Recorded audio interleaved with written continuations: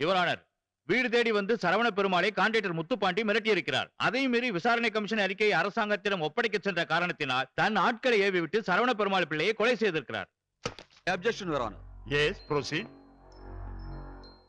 ஒருத்தர் மிரட்டினாருங்கிறதுக்காக அவர்தான் கொலை பண்ணாருங்கிற வாதத்தை ஏத்துக்க முடியாது. அது மட்டும் இல்ல, கொலை நடந்த இடத்துல 300 பவுன் நகை கொள்ளடிக்கப்பட்டது. போலீஸ் தரப்புல அது நிரூபிக்கப்பட்டிருக்கு. அதுக்கான ரெக்கார்ட்ஸ். நீதிபதி சரவண பெருமாள் பிள்ளை ரொம்ப ரொம்ப நல்லவர். அந்த நகை கொள்ளை தடுக்க அவர் முயற்சி பண்ணிருக்கிறார். அதனால அவர் கொலை செய்யப்பட்டிருக்கிறார். இதுக்கும் முத்துப்பாண்டிக்கும் அவருடைய ஆட்களுக்கும் எந்தவித சம்பந்தமும் கிடையாது.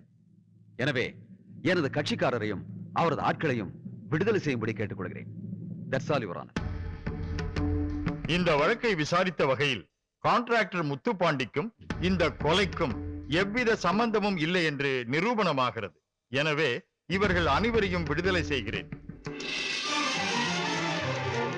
சார் சார், நாங்க சக்சஸ்ஃபுல்லா கொலை பண்ணிட்டோம்னு உங்க செல்போன் சொன்னப்ப அங்க இருக்கிற 10 பேர் சீனா அறுத்துட்டு வேணாம்னு சொன்னீங்க. அப்ப எங்களுக்கு ஒண்ணுமே புரியல சார். ஆனா இந்த ஒரு பாயிண்ட வச்சுட்டு இந்த கேஸே ஓஸ்டிக்கல சார். வக்கீலோட பவரை காமிச்சிங்க சார். வக்கீல் எல்லாம் கடவுள் மாதிரி. ஆக்கவும் முடியும், அழிக்கவும் முடியும்.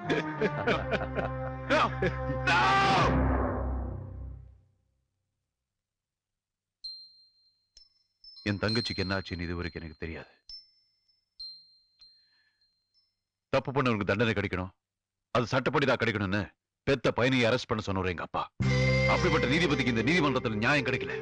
காரணம், குற்றவாளிங்க தெரிஞ்சும் அந்த குற்றவாளிகளை தன்னுடைய வாதத்தின் மேல காப்பாற்ற சில வக்கீல்கள். அப்படிப்பட்ட வக்கீல்களுக்கு நான் ஒரு பயத்தை உண்டாக்கணும்னு நினைச்சேன். அதனால அப்படி செஞ்சேன்.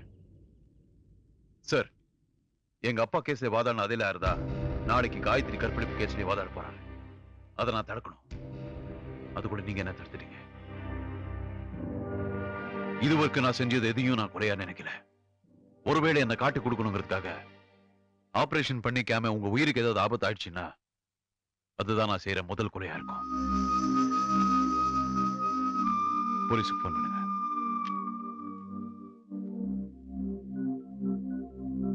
Hello, military hospital.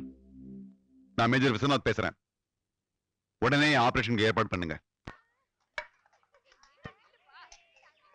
சித்தார்த், உங்களை மாதிரி சில நல்லவங்க செய்யற உதவினாலதான் இந்த மாதிரி மனநிலை பாதிக்கப்பட்டவங்களுக்கு எங்களால ட்ரீட்மெண்ட் கொடுக்க முடியுது. நீங்க எதிர்பார்க்கலைனாலும் உங்களுக்கு நன்றி சொல்ல வேண்டியது எங்களோட கடமை. ரொம்ப தேங்க்ஸ் சித்தார்த். இங்க காயத்ரின்னு ஒரு பொண்ணு இருக்காங்களே, அந்த ரேப் கேஸ்ல அவங்கள பார்க்கலாமா? என்ன யோசிக்கிறீங்க? நீங்களே வந்து பாருங்க.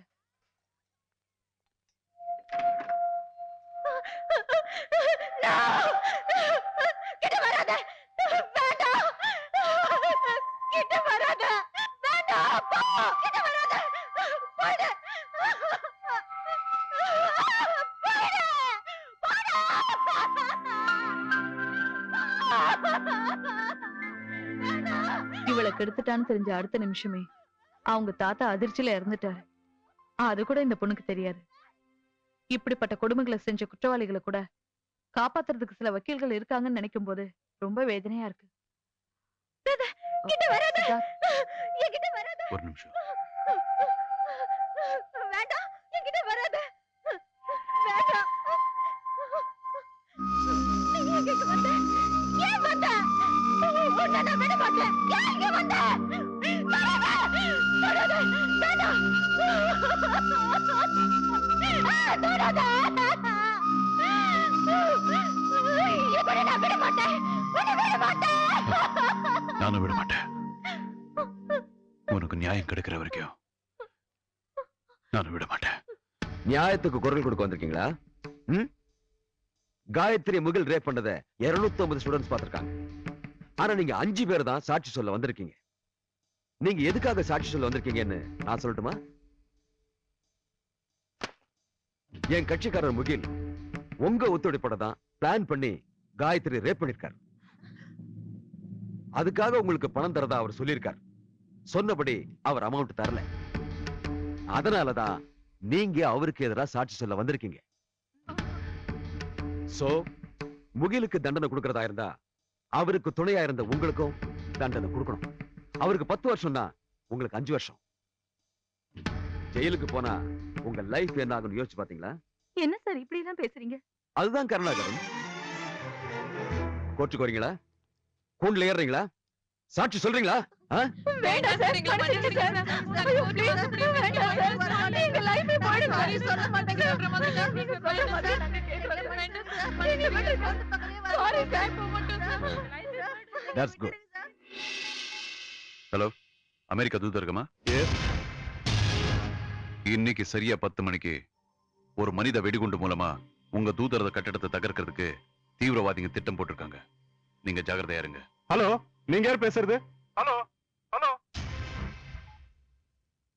Attention commandos. Yes sir. யாரோ ஒரு டெரரிஸ்ட் பில்டிங் அட்டாக் பண்ண போறதா நமக்கு தகவல் வந்திருக்கு. எந்த ஒரு அசம்பாவிதமும் நடக்காம பாத்துக்க வேண்டியது நம்முடைய பொறுப்பு. Be alert. Okay sir. இந்த கேஸ்ல இருந்து என் கட்சிக்காரரை கண்டிப்பா காப்பாத்தி தீரணும். முதல்ல உன்னை காப்பாத்திக்க முடியுமான்னு பாரியா. என்ன யோசனை? போறதுன்னு முடிவு பண்ணிட்டீங்க. போங்க போங்க.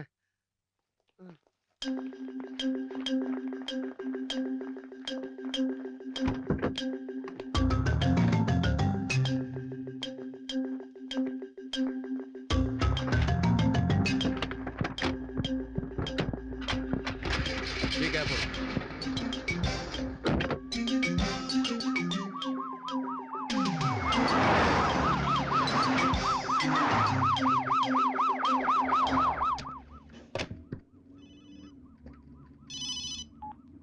ஹலோ, நான் கமாண்டோ 4 பேசுறேன்.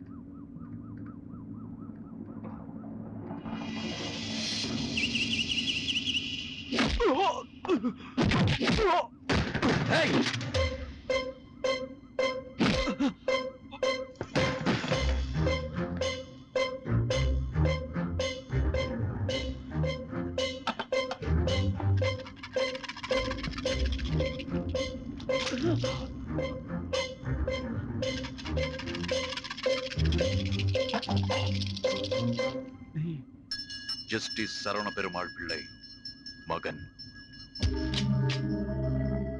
சித்தார்த்.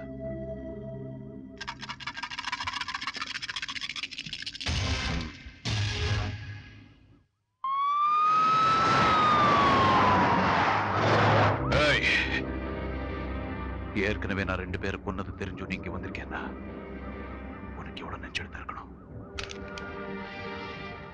உன்னுடைய சாவு சைலண்டா இருக்காது, வயலண்டா இருக்கும். இனிமே இந்த கேஸ்ல ஆஜராக போற எந்த வக்கீலுக்கும் உன்னுடைய சாவு ஒரு உதாரணமா இருக்கும். ஏய், நான் சாதாரண ஆளு இல்ல, ஃபேமஸ் லாயர். என்ன கொன்னா இந்த நாடே கொந்தளிக்கும். ஏய், ஓடுற ட்ரெயின்ல ஒரு நியாயமான நீதிபதியை குத்தி கொன்னதுக்கே இங்க எந்த ரியாக்ஷனும் இல்ல. நீ ஒரு கேவலமான அயோக்கிய ராஸ்க். உனக்காக நாடு கொந்தளிக்குமா? என்ன கொன்னுட்டு உன்னால தப்பிக்க முடியாது. என்ன சுத்தி ஏகப்பட்ட போலீஸ் இருக்கு. ஏய் முட்டாள், உள்ள வந்தவனுக்கு வெளியே போக தெரியாதா? இங்க பார், உன் சுத்தி இருக்கிற ஒவ்வொருத்தனும் என்னுடைய ஆட்கள் தான். நான் கண் அசைச்சாலும் உன்னை பொசுக்கிடுவாங்க.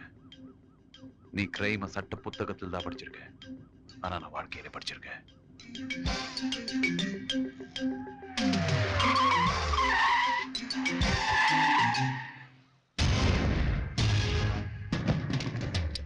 Get up. உனக்கு 2 நிமிஷம் டைம் தரேன். இங்கிருந்து ஓடி போயிடு.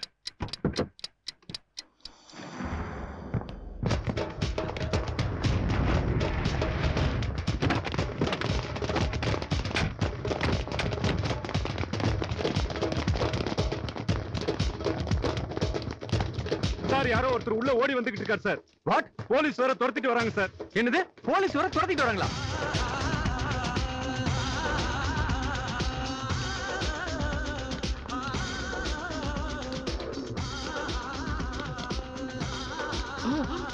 Fire!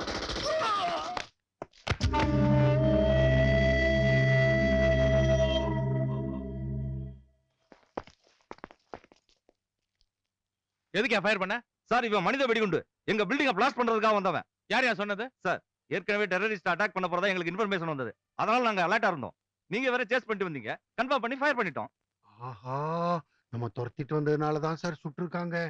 பாதுகாப்புக்கு வந்த நம்மள வச்சே பாட கட்டி இருக்கா சார் அந்த கொலகார. உண்மையிலேயே அவன் பிரில்லியன்ட்.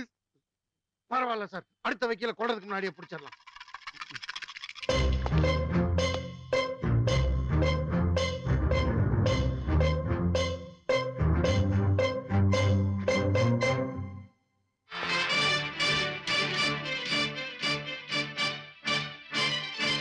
தலைப்புச் செய்திகள்.